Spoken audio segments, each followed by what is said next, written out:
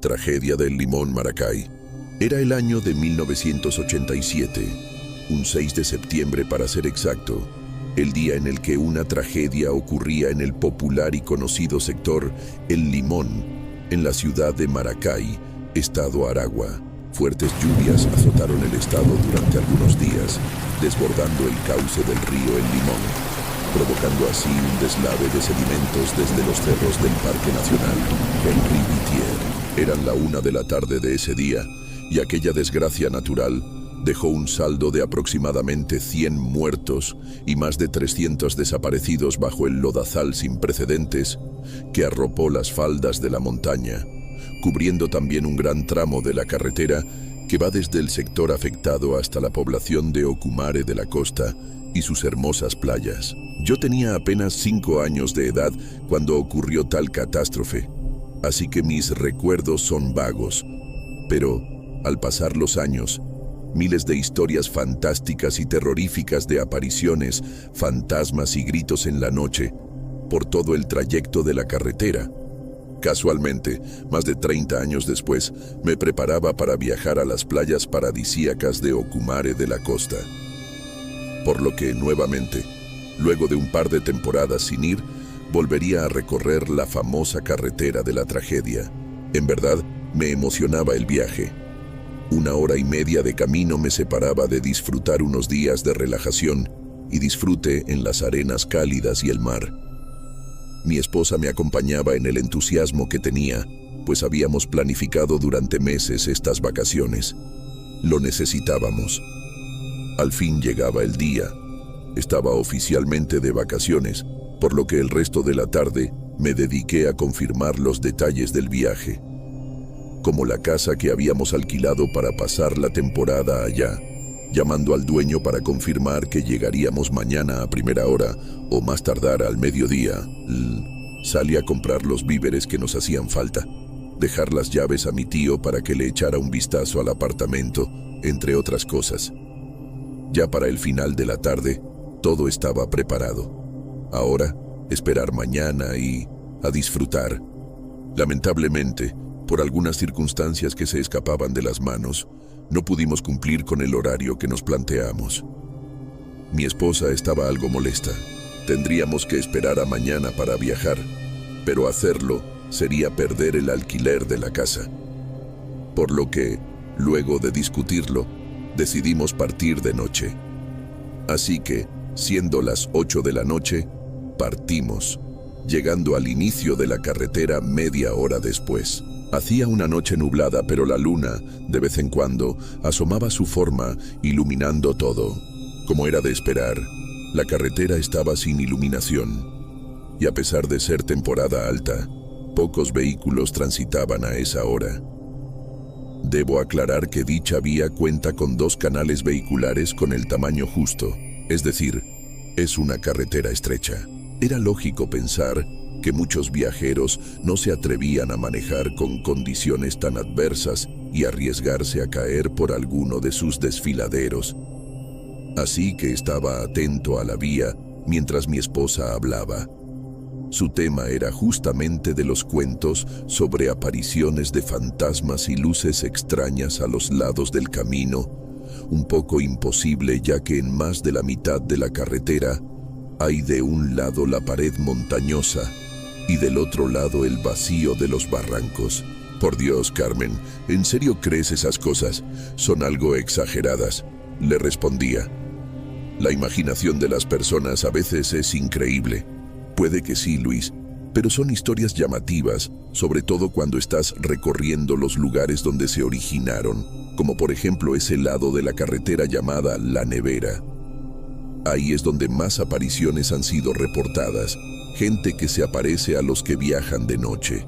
¡Qué miedo! Mi esposa se dejaba llevar por la emoción de las leyendas, y justamente íbamos llegando a ese lado de la carretera llamado así.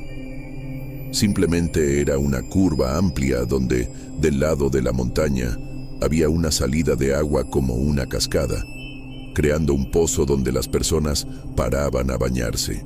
Por supuesto que a esa hora lo único que se veía era poco, gracias a las luces de la camioneta, y el sonido de los animales nocturnos que se mezclaban con el del viento que soplaba y el ruido del motor. Por lo que sin problemas pasamos el fantasmagórico lugar. Nos percatamos de que una pareja iba caminando por el lado de la montaña. A esa hora y con tal oscuridad era una locura. Al verse iluminados por la luz de los faros, voltearon. Jóvenes ambos, iban vestidos con ropa deportiva algo anticuada y nos hicieron seña para que nos detuviéramos. A primera vista, se veían personas normales. Tuve que detenerme por la insistencia de mi esposa. «Buenas noches. ¿Qué hacen caminando a estas horas por aquí?», pregunté directo. No pretendía durar mucho rato ahí expuesto. «¿A dónde van?». «Buenas noches. Nos accidentamos más arriba y bajamos a ver si conseguíamos algo para llamar, pero no conseguimos nada. ¿Podría llevarnos hasta nuestro vehículo?». «Está a 5 minutos de aquí», acepté y se montaron en los asientos de atrás de la camioneta. No daban mala espina y la conversación fue agradable. Eran una pareja de novios y venían de lejos, Barquisimeto, más exacto. A los 5 minutos llegamos a una recta donde pidieron bajarse. No sé si sería por la oscuridad reinante, pero nunca vi ningún carro aparcado en ningún lado de la carretera. Pero, por mis prisas para continuar, no le di importancia. «Muchas gracias por traernos. Nosotros seguiremos esperando. ¿Podría hacernos un favor?». Asentí con la cabeza, a lo que el joven sacó un papel de su bolsillo. «¿Puede llamar a mi mamá, decirle que estamos bien, que no se preocupe?». Me pareció sumamente raro aquella petición. Le hubiera prestado mi celular para que llamara, pero en aquella carretera metida en la montaña no llegaba señal, al menos no en esa parte. Acepté el papel y tras unas últimas palabras de despedida, retomamos la vía. Al mirar por el retrovisor, no los vimos más. Me sentí inquieto, pero nuevamente me excusaba con la oscuridad de la noche y esas cosas. Habíamos llegado a nuestro destino sin ningún otro retraso. Estábamos cansados, por lo que ni siquiera desempacamos nada, ni admiramos lo hermosa de la casa. Cenamos algo que compramos afuera y nos acostamos a dormir. Por lo que, al día siguiente, tras el desayuno, recordé el papel y lo busqué. Y marqué el número que estaba ahí. Le faltaba el nuevo número del código de área. «¿Aló? Buenos días. Le habla Luis Gómez. Le llamo porque le tengo un recado de su hijo Albert y su novia. Nos los conseguimos cuando veníamos para Ocumare de la Costa. Al parecer, se accidentaron en la vía. Bueno, le manda a decir que está bien, que no se preocupe. Imagino que cuando lleguen le llamarán directamente». Hubo un silencio y después un llanto algo desesperado. No entendía nada de lo que pasaba. «¿Se encuentra bien, señora?». Tuve que esperar un par de minutos de llanto. «Dios mío», y otras expresiones más, hasta que la voz quebrada de aquella mujer volvió a escucharse. «¿Está seguro de eso? Porque no es posible, no lo es». Yo estaba algo confundido. Que no era posible. «Señor, mi hijo Albert, el que le dio ese mensaje, falleció hace más de 30 años en la tragedia de El Limón. Iba junto a su novia, ¿entiende?». No pude siquiera responder por la impresión. ¿Cómo era posible tal cosa? Nosotros anoche habíamos subido a la camioneta a una pareja de jóvenes. Se veían tan reales, tan vivos. Hablamos y recibí un papel de la mano de ese joven. Aún así, la señora al otro lado del teléfono me decía que tenía más de 3 décadas de fallecido. Imposible.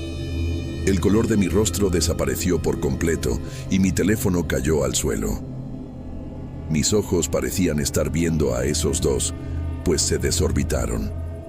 Un horrible escalofrío me invadió toda la espalda y el cuerpo, y comencé a temblar producto de la experiencia fantasmal vivida anoche.